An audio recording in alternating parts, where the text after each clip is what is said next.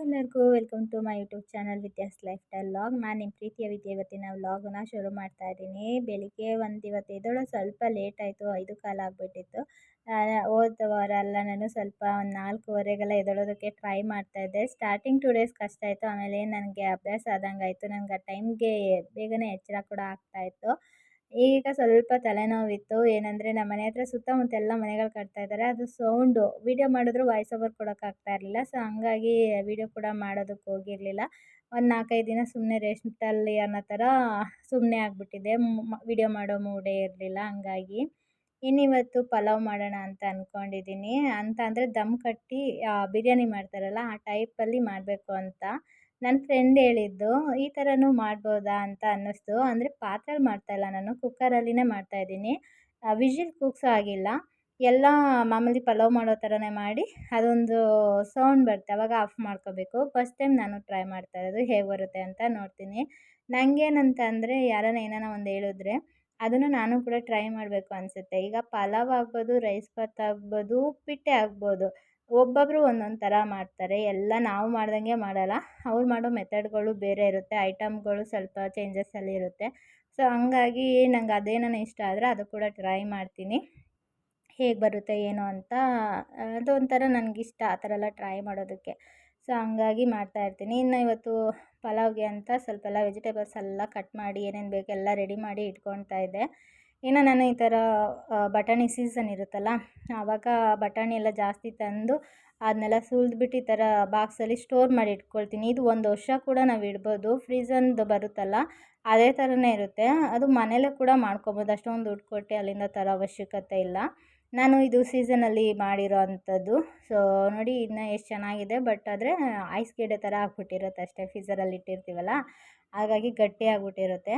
ನನಗೆ ಎಷ್ಟು ಬೇಕೋ ಅಷ್ಟನ್ನು ತಗೊಂಡು ಸ್ವಲ್ಪ ಒಂದು ನೀರಲ್ಲಿ ಹಾಕ್ಬಿಟ್ರೆ ಚೆನ್ನಾಗಾಗುತ್ತೆ. ನೋಡಿ ಹಸಿ ಬಟಾಣಿ ನಾವು ಹೇಗೆ ಸುಲಿತೀವಲ್ಲ ಆ ಥರನೇ ಆಗ್ಬಿಟ್ಟಿರುತ್ತೆ. ಚೆನ್ನಾಗೂ ಇರುತ್ತೆ, ಟೇಸ್ಟ್ ಕೂಡ ಅಷ್ಟೇ ಹಸಿ ಬಟಾಣಿ ಅನ್ನೋ ಥರನೇ ಫೀಲ್ ಕೊಡ್ತಾ ಇರುತ್ತೆ. ನಾನು ಇದನ್ನು ಸ್ವಲ್ಪ ತೆಗೆದು ಎಲ್ಲ ಎತ್ತಿ ಇಟ್ಕೊಂಡೆ. ಇನ್ನು ಪಲಾವ್ ಮಾಡೋದಕ್ಕೆ ರೆಡಿ ಮಾಡ್ಕೊಳ್ತಾ ಇದ್ದೀನಿ. ಇದು ಹೇಳ್ದಂಗೆ ಕೆಂಡದಲ್ಲಿ ಇಲ್ಲ ವೆಯ್ಟ್ ಏನಾದರೂ ಇಟ್ಟು ಎಲ್ಲನೂ ದಮ್ ಕಟ್ತಾರೆ. ಬಟ್ ಇದು ಸ್ವಲ್ಪ ಬೇರೆ ಥರನೇ. ನೋಡಿ ನಿಜವಾಗ್ಲೂ ರೆಸಿಪಿ ಮಾತ್ರ ತುಂಬ ಚೆನ್ನಾಗಿರುತ್ತೆ. ನಾನಿಲ್ಲೊಂದು ಕುಕ್ಕರ್ ಇಟ್ಕೊಂಡು ಸ್ವಲ್ಪ ಎಣ್ಣೆ ಹಾಕ್ಕೊಂಡಿದ್ದೀನಿ, ಸ್ವಲ್ಪ ಎಣ್ಣೆ ಜಾಸ್ತಿನೇ ಹಾಕ್ಕೊಂಡಿದ್ದೀನಿ. ಎಣ್ಣೆ ಕಾದ ತಕ್ಷಣ ಈರುಳ್ಳಿ 1 ಗೆಡ್ಡೆ, ಬೆಳ್ಳುಳ್ಳಿ 1 ಗೆಡ್ಡೆ, ಶುಂಠಿ 1 ಇಂಚು, ಖಾರಕ್ಕೆ ಎಷ್ಟು ಬೇಕೋ ಅಷ್ಟು ಹಸಿಮೆಣ್ಸಿನ್ಕಾಯಿ ಇದಿಷ್ಟನ್ನು ಹಾಕ್ಕೊಂಡು ಚೆನ್ನಾಗಿ ಫ್ರೈ ಮಾಡ್ಕೊಬೇಕು. ಅದು ಫ್ರೈ ಆಗ್ತಿದ್ದಂಗೆ ಸ್ವಲ್ಪ ಕೊತ್ತಂಬರಿ ಪುದೀನ ಹಾಕ್ಬಿಟ್ಟು ಅದನ್ನು ಕೂಡ ಫ್ರೈ ಮಾಡ್ಕೊಬೇಕು. ಇನ್ನು ಇದಕ್ಕೆ ಒಂದು 3 ಟೇಬಲ್ ಸ್ಪೂನಷ್ಟು ತೆಂಗಿನಕಾಯಿ ತುರಿ ಕೂಡ ಹಾಕ್ಕೊಳ್ತಾ ಇದ್ದೀನಿ. ಒಂದು ಸ್ವಲ್ಪ ಟೇಸ್ಟ್ ಚೆನ್ನಾಗಿರುತ್ತೆ ಅನ್ನೋದಕ್ಕೆ. ಹಸಿಕಾಯಿ ಇದ್ದರೆ ಚೆನ್ನಾಗಿರುತ್ತೆ. ಒಂದು 3 ಟೇಬಲ್ ಸ್ಪೂನ್ ಸಾಕು, ಜಾಸ್ತಿ ಬೇಕಾಗಲ್ಲ. ಇದಿಷ್ಟನ್ನು ಚೆನ್ನಾಗಿ ಫ್ರೈ ಮಾಡಿಬಿಟ್ಟು ಒಂದು ಪ್ಲೇಟ್ಗೆ ತೆಗೆದಿಟ್ಕೊಳ್ಬೇಕು ಇದನ್ನು. ಇದು ತಣ್ಣಗಾದ್ಮೇಲೆ ಇದನ್ನು ಗ್ರೈಂಡ್ ಮಾಡಬೇಕು, ಮಿಕ್ಸಿ ಮಾಡ್ಕೋಬೇಕು. ಸೊ ಹಂಗಾಗಿ ಇದನ್ನು ತೆಗೆದಿಟ್ಕೊಂಡು ಮತ್ತೆ ಇದೇ ಆಯಿಲ್ ಸಾಕಾಗುತ್ತೆ. ಅದೇ ಆಯಿಲ್ಗೆ ಪಲಾವ್ ಸಾಮಾನು ಏನಿರುತ್ತೆ, ಪಲಾವ್ ಎಲೆ, ಚಕ್ಕೆ, ಲವಂಗ ಅದೆಲ್ಲ ಹಾಕ್ಕೊಂಡಿದ್ದೀನಿ. ಅದೊಂಚೂರು ಫ್ರೈ ಆಗ್ತಿದ್ದಂಗೆ ಕಸೂರಿ ಮೇಥಿ ಕೂಡ ಹಾಕ್ಕೊಂಡಿದ್ದೀನಿ. ಅದೊಂಥರ ಆಯಿಲಲ್ಲಿ ಫ್ರೈ ಆದರೆ ತುಂಬ ಚೆನ್ನಾಗಿ ಸ್ಮೆಲ್ ಬರುತ್ತೆ. ಬಿರಿಯಾನಿ ಕೂಡ ಯೂಸ್ ಮಾಡ್ಬೋದು, ಕೆಲವೊಬ್ರು ಯೂಸ್ ಮಾಡಲ್ಲ, ಸೊ ಹಂಗಾಗಿ ಹೇಳಿದೆ. ಅದು ಫ್ರೈ ಆಗ್ತಿದ್ದಂಗೆ ಈರುಳ್ಳಿ ಹಾಕ್ಕೊಂಡಿದ್ದೀನಿ 1-2, ಅದನ್ನು ಚೆನ್ನಾಗಿ ಫ್ರೈ ಮಾಡಿಕೊಂಡು ಅದಾದಮೇಲೆ ಒಂದೇ ಒಂದು ಟೊಮೊಟೊನ ಯೂಸ್ ಮಾಡ್ತಾಯಿದ್ದೀನಿ. ಮೊದಲೆಲ್ಲ ನಾನು ಟೊಮೆಟೊ 1-2-3 ಹಾಕ್ಬಿಡ್ತಾಯಿದ್ದೆ, ಬಟ್ ಅದು ಬೇರೆ ಥರ ಟೇಸ್ಟ್ ಕೊಡುತ್ತೆ. ಇದು ಒಂದೇ ಟೊಮೊಟೊ ಹಾಕೋದು, ಇದು ನನ್ನ ಫ್ರೆಂಡ್ ಹೇಳ್ಕೊಟ್ಟಿದ್ದ ಮೆಥಡಲ್ಲಿ ಮಾಡ್ತಾಯಿದ್ದೀನಿ.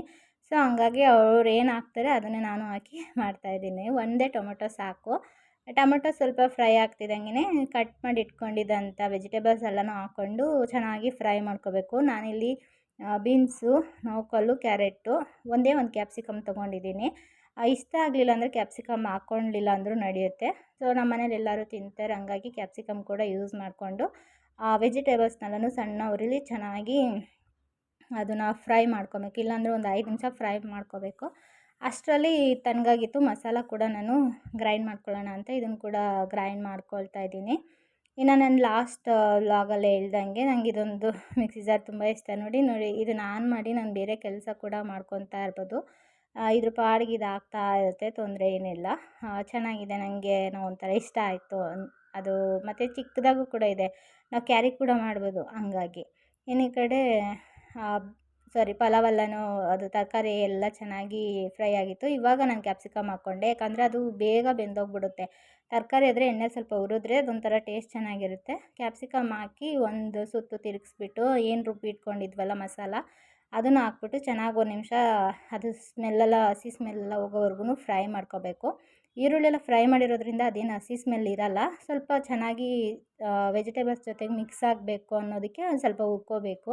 ಅದಾದಮೇಲೆ ಎಷ್ಟು ಬೇಕೋ ಅಷ್ಟು, ಅಂದರೆ 1 ಲೋಟ ಅಕ್ಕಿಗೆ 2 ಲೋಟ ನಾನು ನೀರು ತೊಗೊಳ್ತಾ ಇದ್ದೀನಿ ಅಷ್ಟೇ.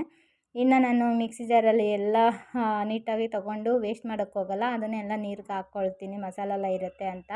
ಇನ್ನು ಇದೊಂದು ಕುದಿ ಬರ್ತಿದ್ದಂಗೆ ಒಂದು 2 ನಿಮಿಷ ನಾನು ವೆಜಿಟೇಬಲ್ಸ್ ಹಾಕಿ ಹುರಿಯೋಕೆ ಇಟ್ಟಿದ್ನಲ್ಲ, ಆವಾಗ ಅಕ್ಕಿ ನೆನೆಸಿಟ್ಟಿದ್ದೆ. ಒಂದು 2 ನಿಮಿಷ ಅದು ಕೂಡ ನೆಂದಿತ್ತು. ಸೊ ಅದನ್ನು ಅಕ್ಕಿನ ಹಾಕ್ಕೊಂಡು ಲಾಸ್ಟಲ್ಲಿ ಕುದಿ ಬರುವಾಗ ಒಂದು ಅರ್ಧ ನಿಂಬೆಹಣ್ಣು ಹಾಕ್ಕೊಂಡಿದ್ದೀನಿ.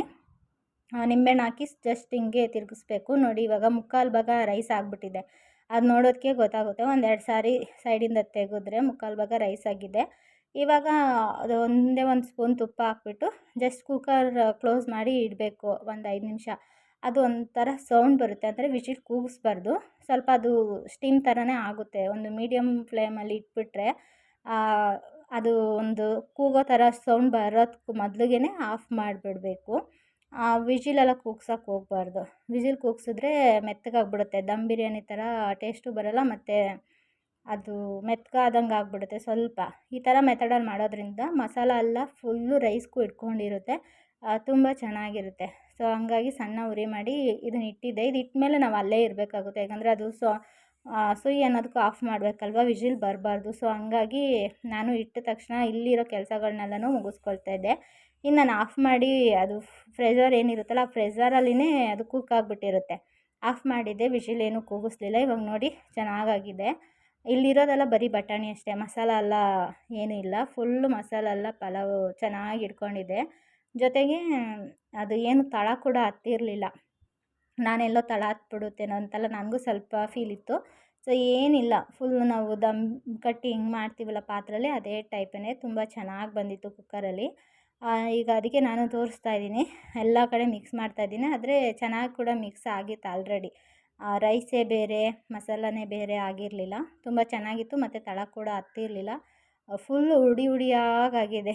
ನನಗೇನೋ ತುಂಬಾ ಇಷ್ಟ ಆಯ್ತು ಈ ಥರ ಮೆಥಡ್ ಮಾಡಿದ್ದು.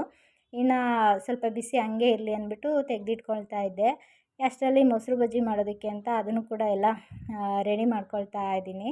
ಇದ್ರ ಜೊತೆಗೆ ಬಾಕ್ಸ್ಗೆ ಹಾಕೋದ್ರಿಂದ ಮೊಸರು ಬಜ್ಜಿ ಇದ್ದರೆ ಮಕ್ಳಿಗೆಲ್ಲ ಇಷ್ಟ ಆಗುತ್ತೆ, ಇಲ್ಲಾಂದರೆ ಮಧ್ಯಾಹ್ನಕ್ಕೆಲ್ಲ ಆರೋಗ್ಬಿಟ್ಟಿರುತ್ತಲ್ಲ. ಸೊ ಹಂಗಾಗಿ ಅದನ್ನು ರೆಡಿ ಮಾಡ್ಕೊಳ್ತಾ ಇದ್ದೆ. ಇದಕ್ಕೆ ಅಷ್ಟರಲ್ಲಿ ನಮ್ಮ ಮನೆಯವ್ರು ಕೂಡ ಬಂದರು. ಕೂಗಲೇ ಇಲ್ಲ ಅಂತ ಕೇಳ್ತಾಯಿದ್ರು. ಅದಕ್ಕೆ ದಮ್ ಕಟ್ಟಿ ಈ ಥರ ಟ್ರೈ ಮಾಡಿದ್ದೀನಿ ನೋಡಿ, ಚೆನ್ನಾಗಿ ಕಾಣಿಸ್ತಾ ಇದೆ ಮತ್ತು ಹುಡುಗಾಗಿದೆ ಅಂತ ಅದನ್ನೇ ಹೇಳ್ತಿದ್ದೆ. ಅವರು ಚೆನ್ನಾಗಾಗಿದೆ ಅಂತೆಲ್ಲ ಹೇಳ್ತಾಯಿದ್ರು. ಅವರು ಒಂದು ಸಾರಿ ಎಲ್ಲ ಮಿಕ್ಸ್ ಮಾಡಿ ನೋಡಿದ್ರು, ಚೆನ್ನಾಗಾಗಿತ್ತು, ಎಲ್ಲ ನೀಟಾಗಿ ಮಿಕ್ಸ್ ಆಗಿತ್ತು.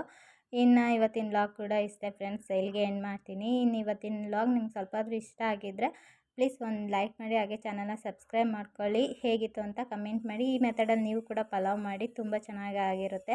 ಇನ್ನು ನಿಮ್ಮ ಸಮಯ ಕೊಟ್ಟು ವಿಡಿಯೋ ನೋಡಿದ್ದಕ್ಕೆ ಥ್ಯಾಂಕ್ ಯು ಸೋ ಮಚ್.